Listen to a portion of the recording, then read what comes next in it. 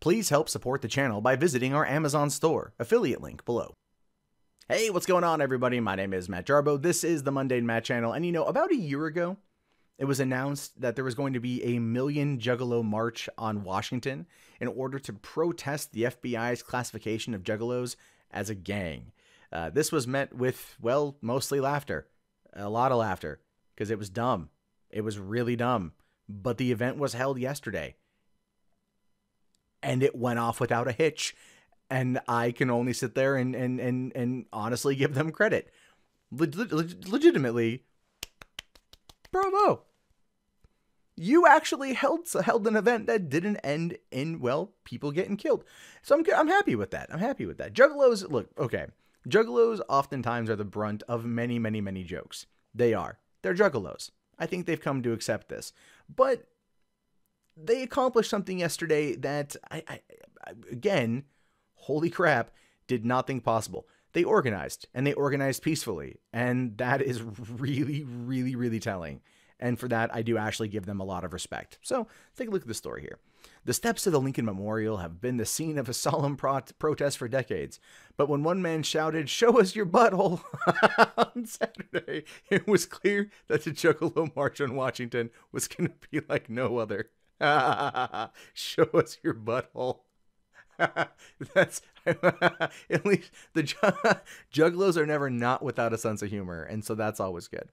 Tattooed, pierced, and wearing clown makeup, hundreds of fans of the rap metal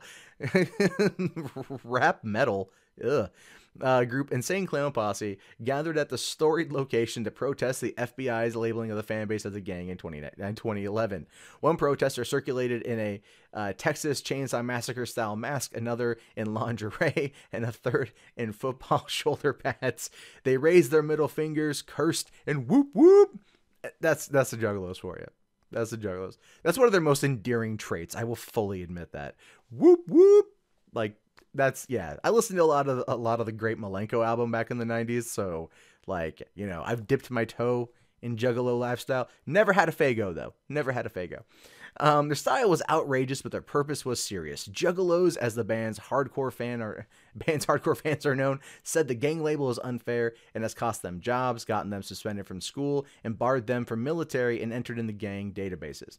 Now, just recently, I covered a story about the city of Portland who's going to be doing away with this gang classification, and I agreed with that. I think if you've done nothing wrong or you're trying to get your life back on track, that can come back to bite you in the ass. And so, it's probably best that they actually don't have those particular classifications. And the Juggalos, as much as it's fun to make fun of them, if they're not doing anything wrong and they've never done anything illegal in that regard, like violent criminal type stuff, I'm sure many of them have broken like local drug laws, but that's not the point. Then why have it bite them in the ass for their affiliation if they've done nothing wrong? And the gang itself is not engaging in like outright lynchings or whatever. Amy Puderbaugh, 36, from outside of Dayton, traveled to the district with two friends for the rally. She said she'd been profiled by police in Ohio because of the gang designation, saying it's bullshit. It's like labeling Deadheads a gang. It's like labeling Lady Gaga's Little Monsters a gang. If we don't stand up for First Amendment rights, who's next?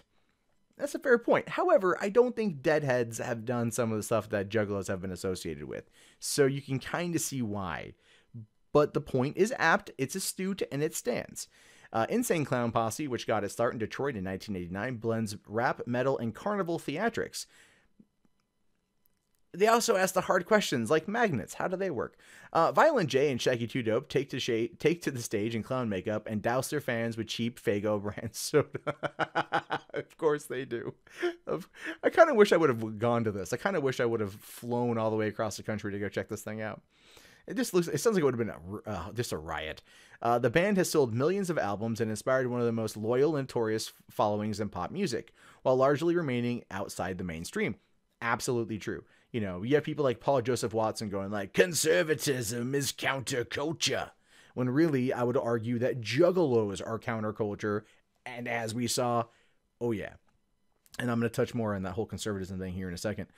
6 years ago, the FBI labeled Juggalos a gang in a biennial gang report that serves as a reference for law enforcement nationwide.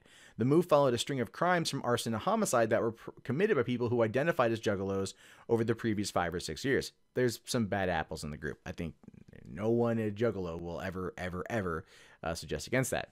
The label angered the band and its fans, who said it was inaccurate and effectively criminalized being fans of a pop group. Many not associated with the gang said that they have stopped by police while wearing brand-related shirts or gear. And there's a lot of ICP gear out there. Like, you can identify a Juggalo in public, right? They're pretty identifiable, and they also have no shame.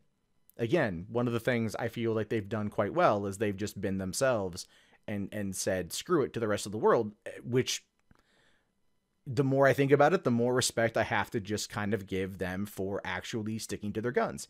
Not gonna lie, I have a newfound respect for Juggalos. Not enough to make me go to the gathering or anything else, but it's one of those ones that has been kind of a long time thing.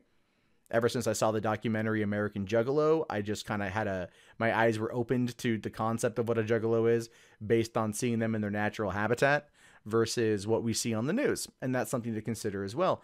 And they organized, they did very well. Okay, anyway, so the problem sparked a campaign by the band and its fans to get the FBI to disavow the label. In 2014, the ACLU sued the FBI on behalf of a handful of Juggalos, saying the gang labels violated the fans' First Amendment rights of free speech and assembly. The federal suit was dismissed last year on technical grounds, but the ACLU is appealing that ruling. Good for the ACLU. Kevin Gill, a well-known Juggalo, kicked off the rally on Saturday with a passionate plea for the FBI to rescind the gang label. He told Juggalos it was the most important day of their lives. "Can I get a whoop whoop we can hear in the White House?" he said from the stage in the memorial. Wonderful. The crowd obliged with a deep whoop whoop. The Juggalo March is like the Boston Tea Party for music fans. I mean, I don't know if I go that far, but I mean, I can see it. I can see it. Marchers held signs that said "American Juggalo Taxpayer" and "Fago, not fascism." That's classic. That's classic. That's just classic. Fago, not fascism. Whoop whoop. That's wonderful, man. Hoping some people shot some good footage from yesterday. An FBI spokeswoman said the agency could not comment on the March or the Juggalo lawsuit, but it did make a general statement about its 2011 report, which is based on information gathered from local police departments, saying here that the 2011 National Gang Threat Assessment was comprised of information shared with the National Gang Intelligence Center and the FBI from law enforcement agencies around the country. The 2011 report specifically noted that the Juggalos had been recognized as a gang in only 4 states. So it's not a nationwide thing. We can argue, I think the states are like definitely Michigan, Wisconsin, and probably in that general region. But when I talked about the conservatism is counterculture thing, right, the angle, there's another little tidbit here from the Juggalo March that I really want to point at. So you want to talk counterculture showing up in numbers, right? Yesterday, there was also the mother of all rallies in Washington, D.C. That was meant to be this huge Trump rally. And the Juggalos actually drew a bigger crowd on the National Mall than the pro-Trump rally. So you had a whole bunch of Trump supporters out there that showed up, and then they were outmatched by Juggalos. Now, granted, the Juggalos had been planning this for for almost a year or about a year, so on and so forth. They had been planning this. They had been organizing. They've been getting, they've been rallying the troops, so to speak, stocking up on Fago, hitting up all the Fuddruckers for more Fago, and then going out and doing that sort of thing. So that's cool. That's cool that they spent all the time. But it's so funny though that they were able to amass more people than a Trump rally. So if you want to talk about the new counterculture, it ain't conservatism.